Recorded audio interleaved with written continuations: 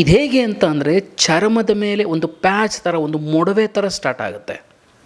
ಇದು ಬಂದಾಗ ಎಲ್ಲರೂ ಅಷ್ಟೇ ಏನೋ ಒಂದು ಅಲರ್ಜಿ ಆಗಿದೆ, ಏನೋ ಒಂದು ಫಂಗಲ್ ಇನ್ಫೆಕ್ಷನ್ ಆಗಿದೆ ಅಂದ್ಬಿಟ್ಟು ಅಷ್ಟು ಗಂಭೀರವಾಗಿ ಯಾರೂ ತೊಗೊಳ್ಳೋದಿಲ್ಲ.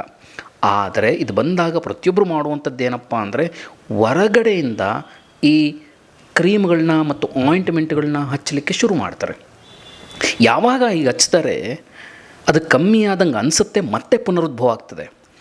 ಆದರೆ ಕಾಲಾನಂತರ ಇದು ಹೇಗೆ ಹರಡುತ್ತೆ ಅಂದರೆ ಮೈ ತುಂಬ ಹರಡ್ತಾ ಹೋಗುತ್ತೆ. ಈಗ ನಾವು ಈ ಒಂದು ವಿಡಿಯೋದಲ್ಲಿ ರೆಕಾರ್ಡಿಂಗಲ್ಲಿ ನೋಡ್ತಾ ಇದ್ದೀವಿ ಚಿತ್ರಗಳನ್ನ.